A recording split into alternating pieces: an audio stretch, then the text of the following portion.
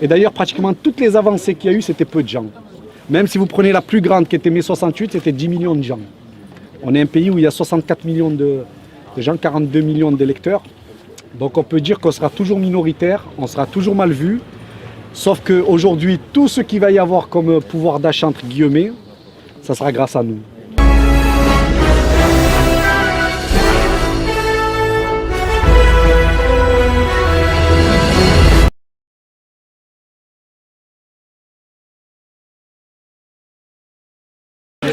Ça va, ça fait vraiment plaisir de vous revoir. Hein. Oh là là, hein?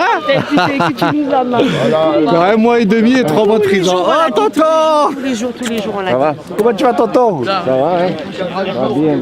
J'étais content encore parce qu'ils auraient pu en faire entrer plus, hein, tous les procès qu'il y a eu. Qu'ils ne fassent pas sortir aujourd'hui, on avait peur. Ah ben tu sais, en sortant là, ils m'ont dit non, monsieur Zahiri, il sort pas. Et le matin, on lui dit si, il sort. L'autre il dit non. Si, je dis attention. Là, je pars en live. Allez, c'est bon. Regardez. Je peux te faire un cadeau. Ouais, je veux bien. Non, c'était pas pour que tu en aies un. Ils sont beaux, hein. Ils sont vachement beaux. Eh bien, je te le donne, c'est le mien. Tu te rappelleras que ça. Ah ouais? Tu te rappelleras de moi. J'espère que tu n'as pas besoin de Avec toi. les... Ouais, j'avais pas besoin de ça pour te rappeler de toi. Ça va, Toto? Ah ben, j'ai vu, tu sais que je vous suivais au quotidien, je prenais des nouvelles. Eh ouais, C'est sûr, j'avais la boule à travers. Ah, je sais, tonton. Hein. Tu sais, on s'y attendait un peu. Moi, je le savais. Ah, je crois qu'ils allaient faire l'inverse, moi, te garder jusqu'à midi pour. Non, au contraire, ils ont vite voulu me lâcher. Comme ça, dégage, toi et tes jaunes. Comment tu vas, Tata?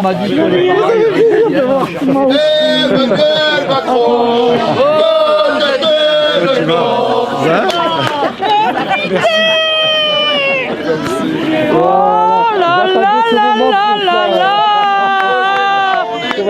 Bien, et toi? Ça va? Oh putain, ça me fait plaisir. Ah ouais, franchement. Alors, ça fait du bien, gars. Ah ouais, de tout revoir. Ah ouais. Oh putain. Tu as cassé la C'est tellement dégueulasse là-bas que tu manges, mais alors il n'y a rien de... Ça va, tonton? Il m'a tué la tête. Mais je dis rien. Grâce à moi, il va avoir quelques jours en moins. Grâce à mes cheveux. Comment ça va? Le collectif Gérald, Dodo. Ah bah tu m'étonnes. Hein. Oh Guigui. il est là. Il n'a pas dormi, Kiki. Oh les gars. Il n'a pas dormi, on vient de surveiller. J'ai vu avec un bouclier. Juste avant que je rentre, il était avec un bouclier. Je dis qu'est-ce qu'il veut lui? À la guerre. Ouais, tu vois mon gars. Ça va? Ah bah écoute. Tu mérites une Ça fait plaisir, on l'attendait, tu vas en avoir des bisous. Ah ouais, mais oui, c'est vrai, ouais. Mais bon. Et dedans, j'ai des mecs, mais laisse tomber ce qu'ils ont fait. Ils ont pris la même peine que moi. Tu vois ce qu'ils ont fait? Il se fait arrêter avec 35 barrettes de cannabis. Il a pris 4 mois. Putain, j'aurais dû vendre du shit, je suis con moi. Ça, ma foi, oui, ma foi. Dans la semaine, je me suis toujours avec un mec qui s'était chopé en balançant des cartons. Le mec de Bolène. Ouais. Les mecs de Bolène. Ah, c'est sûr. Il est pas prêt. Tiens, Abdel, régale-toi. Waouh! Alors c'est quoi? Alors, ah, bon. Ben, bon appétit. Viens, C'est bon. Gérard, il m'a dit laisse la voiture, je t'accompagne. Il y a mes enfants. Oh, Les enfants, là-bas. Les enfants, pour arrêter, je ne vais pas filmer parce qu'il y a ses enfants et sa femme. C'est ce moment tragique.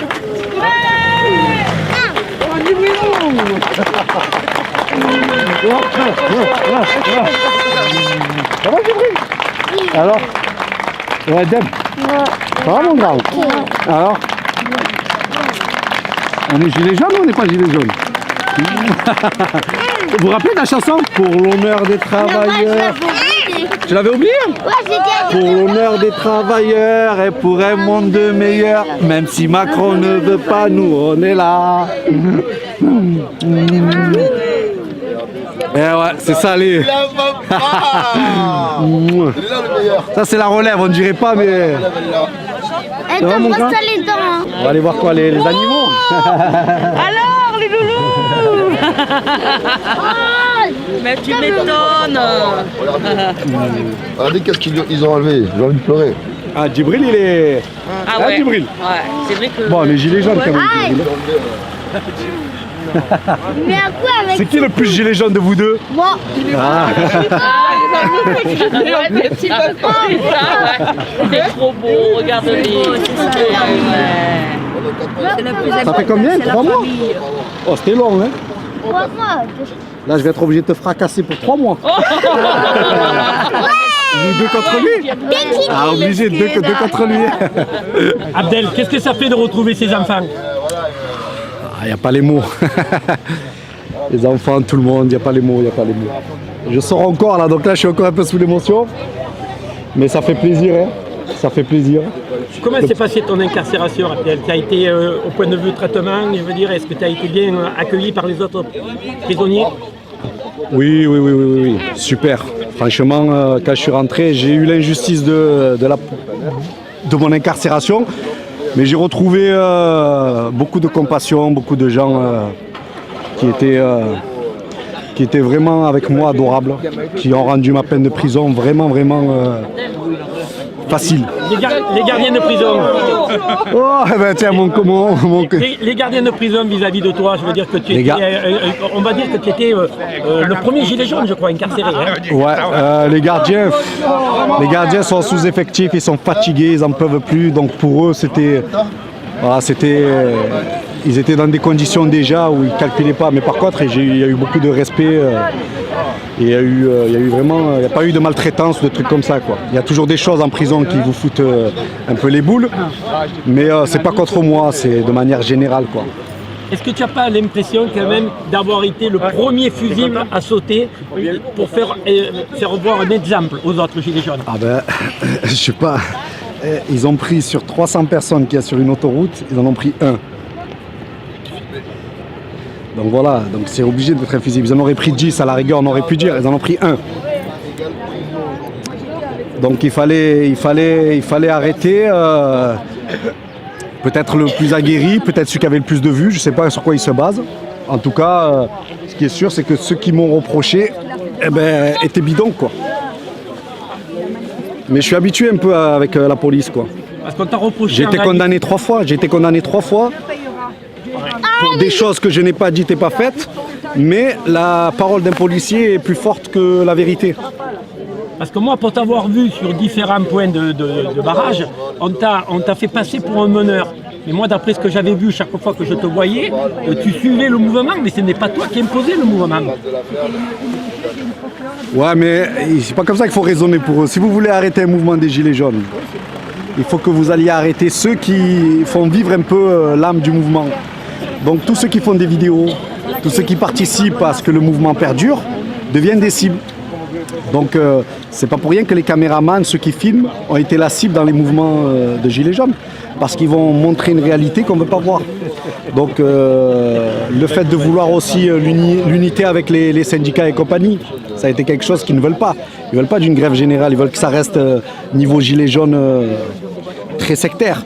Donc quand nous on a ouvert notre porte et qu'on a dit aux syndicats vous pouvez venir et tout, ben là c'était le feu vert pour dire il faut vraiment le stopper. Hein. Je pense que c'est une des raisons même principales ça. Éviter qu'on arrive à faire cette agglomération de mouvements et qui nous restreignent à être quelques gilets jaunes, quoi. Mais ce que tu as du mal à accepter, c'est qu'il y a des personnes qui ont été condamnées à des peines plus lourdes que toi, mais ces peines-là ont été aménagées. Et toi, tu as pris 4 mois ferme, mais aucun aménagement. Ça fait partie de ce qu'on doit expliquer aussi aux gens. Pourquoi, je disais souvent, pourquoi les Noirs et les Arabes dans les quartiers, vous les voyez, ils ont l'impression d'être des fous. Parce que ce que les Gilets jaunes ils ont subi en 3 mois, 4 mois, ça fait des années que ça existe dans les quartiers. Mal parler aux gens, être violent avec eux, les mépriser, les humilier. Donc vous avez beaucoup de jeunes dans ces quartiers-là, ils ont subi ça sur plusieurs périodes et aujourd'hui on a l'impression qu'ils ne respectent plus rien, ils s'en foutent de tout. Mais c'est en partie aussi dû à ça. Donc ce qu'ils ont fait avec moi n'est rien comparé à ce qu'ils ont fait pendant des décennies, avec des morts. Moi j'ai fait plusieurs campagnes sur des jeunes de quartier qui ont été au poste et qui ont été morts au poste. Et sur lequel toujours l'administration a défendu ces policiers et n'a jamais reconnu le droit aux familles de connaître la vérité. Donc moi je suis en prison, je sais pourquoi, ça fait 23 ans que j'étais militant sur plusieurs causes, toujours à peu près la même histoire, une injustice, une oppression, Et malheureusement, dans ce pays, eh ben, les militants sont des cibles, sont criminalisés. Mais pas que moi, les syndicalistes, tous ceux qui osent lever le doigt. Et là, avec Macron, moi je préférais Le Pen à Macron pour vous dire, pendant les élections. Parce que ce genre de personnes qui sont dans la haute finance, qui jouent des milliards comme ils joueraient 2 euros, qui ont aucune limite, aucune frontière, aucune attache, c'est les pires. C'est les pires. Et là, on est en train de voir comment rendre esclave tout le monde, comment faire souffrir tout le monde, mais sans faire grand bruit, juste par des réformes. Donc c'est bien que les Gilets jaunes y soient là, parce qu'il y en a un qui disait « indignez-vous ». Voilà, tant qu'il y a la possibilité aux gens et l'espoir que les gens s'indignent, ben, il y a toujours espoir qu'on gagne. Ça va, tu vas bien? Ah ben écoute, ça fait plaisir de sortir. Il y a beaucoup de gens qui m'ont demandé de tes nouvelles, savoir quand est-ce que tu sortais, savoir si moi, tu vois bien. le temps, la mesure du temps en fait, on avait perdu un peu tout ça, tu sais, tout va tellement vite et tout. Et 3 mois, ça y fait quand même. Ça y fait. Ben, ça fait plaisir de te revoir dehors. Ben, écoute, ça fait plaisir d'être dehors, à la lutte. C'est un des trucs qui m'a le plus fait rager, c'est ça. Et il y a beaucoup de gens qui m'ont posé des questions en message privé, savoir si justement ces mois de prison-là t'avaient refroidi en termes de manifestation, si tu allais continuer. Pas du tout. Je disais aux collègues là-bas à lundi. Ouais. Bon, la vérité, c'est que beaucoup de gens vont se refroidir et tout. Mais il faut. Mais après, j'ai connu que ça, moi, ça fait 23 ans. Et après les Gilets jaunes, il y aura autre chose. Oui, c'est clair. Donc, non, il ne faut surtout pas arrêter maintenant. Mais de toute façon, c'est un peu l'histoire aussi qui nous dit que si on continue, ben, on a des chances de changer quelque chose. Parce que si on s'arrête, ben, pourquoi tout ça alors? Ah oui, c'est clair. Et les gens, ils ne comprendront pas. Beaucoup de gens ne comprendront pas. Tu as 2 enfants, tu as une famille, il faut arrêter. Oui. Et ce qui me sauve, moi, c'est que j'ai beaucoup la foi aussi. Je crois en quelque chose d'autre. Du coup, je me dis, s'il faut tout donner ici, je donne tout ici. Le meilleur, il m'attend. Et donc, voilà, ça m'aide un peu. De toute façon, il faudra faire attention. Hein, tu sais, quand tu es ciblé. C'est ça, Mais tu peux pas échapper. Nous, on le savait. Moi, je savais que j'allais rentrer en prison. On en parlait un peu des fois avant. Quand tu commences à faire des milliers de vues, quand on commence un peu à déranger, c'est la règle du jeu. Voilà. C'est la règle du jeu. Moi, j'ai des gens qui ont pris dedans. Et alors, il y en a un, il a lancé une pierre, il a pris 3 ans. Un autre qui a lancé une pierre, il a pris 2 ans. Il faut pas lâcher, il faut continuer. D'ailleurs, moi, c'est pour ça que j'ai voulu sortir et rejoindre absolument un mouvement, une manifestation. Parce que aussi, tu parlais des enfants. Qu'est-ce que tu laisses à tes enfants? Alors, avoir une maison, une piscine et tout, c'est bien. Mais je pense que les enfants, ils seront encore plus satisfaits d'avoir, je pense, des parents qui bougent pour, tu sais, les causes justes. Tu vois. Voilà, c'était le prix à payer. J'espère que ce sera la dernière fois parce que la prison, c'est pas facile. Hein. Pas facile. Vous savez, vous êtes 22 heures dans une cellule, tout seul. Alors moi, je lis, mais à part ça, il n'y a rien d'autre à faire. Quoi. À part lire, regarder la télé et quoi, il n'y a rien.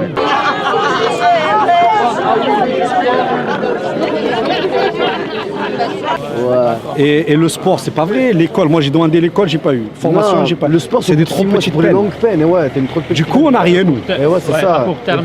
On n'a rien. Alors, je fais 22 heures dans une cellule, alors que les autres, ils font au moins 5-6 heures dehors. Tu as une fois sport dans la semaine. Moi, j'y allais tout le temps. Je faisais du sport tout le temps. Mais en une fois par semaine, en 1h30, tu peux pas. Et du coup, alors, c'est beaucoup de blabla. Alors maintenant, je sais comment monter un réseau. Ils appellent les guetteurs, le charbonneur, le gérant. Ils m'ont expliqué tout le système. Ah, le yo-yo, fantastique. Le yo-yo, c'est un système, chaque barreau, il y a les yo-yo. Donc, quelqu'un, il manque quelque chose. Allez hop, tu envoies. Et moi, j'ai été relié de là-bas jusqu'à là-bas. C'est-à-dire, j'avais un co-détenu, c'est lui qui... Du coup, tu dors pas. À 2h du matin, tu as encore les yo-yo. Mais tout passe par ta cellule. Du coup, tu as besoin de quelque chose. Très solidaire.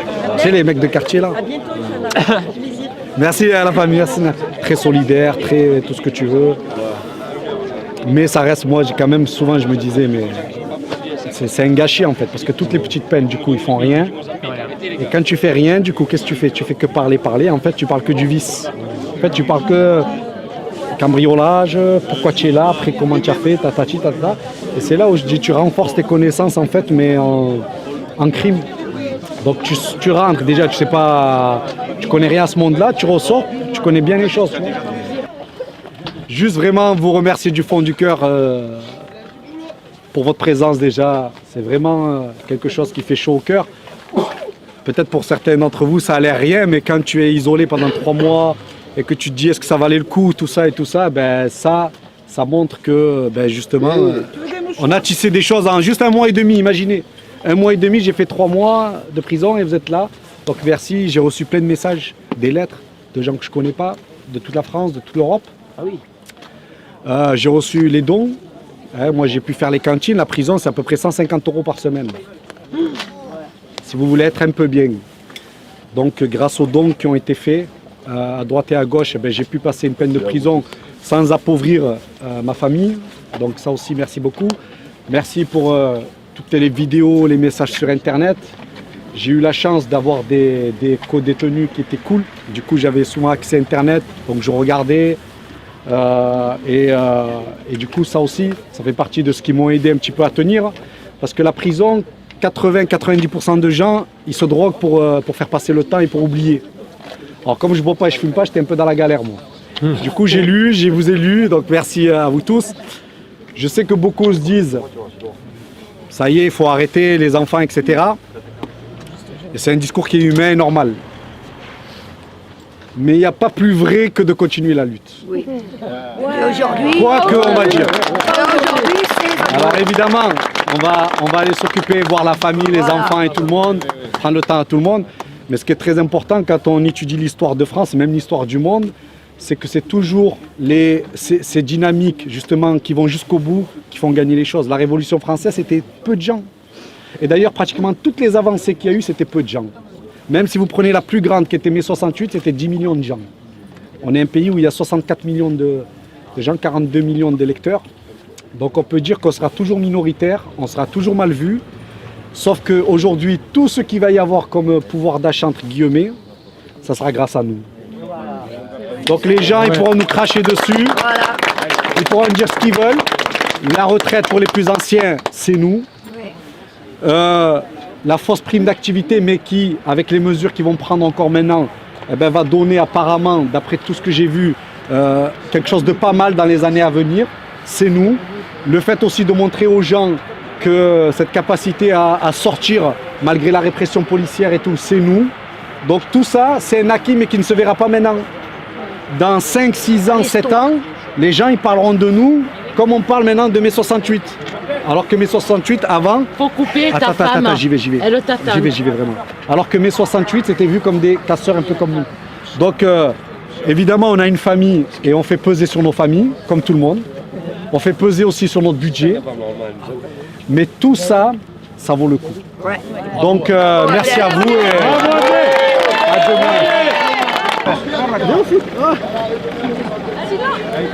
Ah, on voit que tu l'as appelé. T'as des conneries, tu le sais ça. Ça va, Gabi? Je te vois de suite après, c'est bon? Allez, vas-y.